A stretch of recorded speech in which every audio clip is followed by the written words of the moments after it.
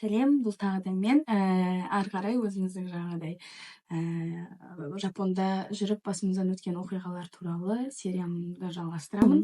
Ең алғаш Жапонға мен 16 жылы келдім, бірақ оқуға 2017 жылы келген болатынмын. Сол кезде мен сол үйге көштім. Енді үйге азық түлік алмақшы болып, жаңағыдай үйдің қасындағы супермаркетке барамын. Сол кезде енді бізге шошқаның өнімдерін жеуге болмайды ғой. Сосын ал Жапонда ондай шошқаның өнімдері қосылған тамақтар, тағамдар, тіпті лапшалар, жаңағы кәдімгі тез дайындалатын біздегі жаңағыдай доширактар сияқты солардың іштеріне де қосады да. Сосын мен бір кісіден сұрадым, осындай бір не алмақшы болғанмын, лапша. Осының құрамында бар ма деген сияқты. Ол кісі енді қарады да, білмейді екенмін деп тағы бір кісіні шақырып кетті. Мен жоқ, болады, алмай қойсам болады десем, жоқ деп барып екінші бір кісіні алып келді. Ол кісілер енді менің алғашында келгенде жапоншам онда жақсы болмады да, сол кезде бүйтіп аударып беріп маған мынаның ішінде жоқ, құрамында жоқ екен, бірақ бұл лапшаны тез дайындалу үшін бір рет суға қайнатып қоя ма, сондай бір нәрсе екен. Сол судың құрамына шошқаның сүйегі қосылған екен деп соның бәрін түсіндіріп айтып берген болатын. Сол кезде ұялғанымнан ана жерде ананы алып лапшаны қойшы, ала салайыншы деген сияқты да не болды да. Жемесем де алып ала салайыншы, болды ана кісіге дәуреге салмай қояйыншы деп.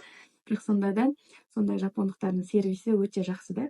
Одан кейін мен бұрын ойлайтын едім, жапондықтар расымен де сондай ма деп ше, типа әлде тек қана шетелдіктерге ғана сондай қызмет көрсете ма, мысалы ресторан болсын, супермаркет болсын, қандай да бір қызмет көрсету орталықтары болсын, тек шетелдіктерге ғана елге көрсету үшін ғана солай қызмет жасай ма деген сияқты менде бір түрлі басында келген кезде сондай түсінік болды да. Сосын бір күні біз осы ресторанда отырмыз, сол кезде қасымызда көрші стөлде жапондық отырған болатын. Сол жаңа даяшы келіп жаңағыдай заказ алып жатыр, осылай деп. Сол кезде ана кісінің жапондыққа қызмет көрсетіп жатқан көрінді, ерекше таң қалдым. Сол кезде Аянға айтып жатырмын, қасымда отыр, жапондықтар не деген керемет халық деп ше, бір-біріне кәдімгідей бүйтіп басын иіп, жаңағыдай не қылып, сондай бір құрметі ерекше көрініп тұрды да. Барлық жерге барсаңыз да барлық нәрсені анық қылып айтып береді. Тіпті мысалы ресторандарға барған кезде мен Қазақстанда әрине білмеймін, ол жағын айтпай ақ қояйын, бірақ жапондықтарда ресторанға барған кезде тамақтың құрамын сұрасаң бәрін айтып береді.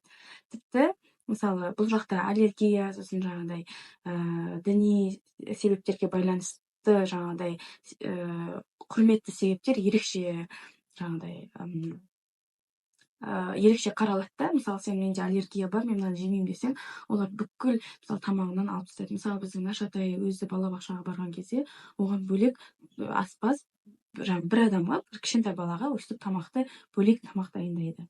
Ішінде жаңағыдай шошқаның өнімдері, шошқаның майы, сүйегі қайнатылған, ондай ештеңке болмау керек. Мысалы ондайға ерекше қатаң қарайды да. Осы сияқты жаңағыдай қызметтері негізі адамдарды сүйсіндірмей қоймайды. Осы жапондықтардың өздері тіпті айтады, Жапонда сервис өте жақсы. Сондай қазір енді йеннің бағасы төмендеп жатыр ғой нарықта. Осындай бағаға осындай қызмет көрсету ол өте жаңағыдай көп жерде кездесе бермейтін құбылыс деп жапондықтар өздері де таң қалады. Және де сол қызмет көрсетулерін ерекше сыйлайды. Мысалы ана қызмет көрсету орталықтарына барған кезде де біздің тілмен айтқанда сон бар ғой. Сол жаққа барған кезде де барлық сұрағыңа жауап тауып барасың. Тіпті бір нәрсе менде кейде бір жұмыстарың бітпей қалса, мынау жоқ деп өтірік айта алмайсың ана жерде. Расымен де жоқ болса, олар расымен де саған сол жұмысты шешіп береді сол жерде. Осындай қағаз толтырасың деп қасыңда айтып та тұрады да. Бір адамға бір адам ерекше қызмет көрсетіп отырады. Сол кезде жапондықтарда да ерекше сезім бар да, құрмет сезімі. Мысалы, олар жұмыс жасап жатқан кезде айлығынан осынша пайыз салыққа ұсталынады, бажға ұсталынады.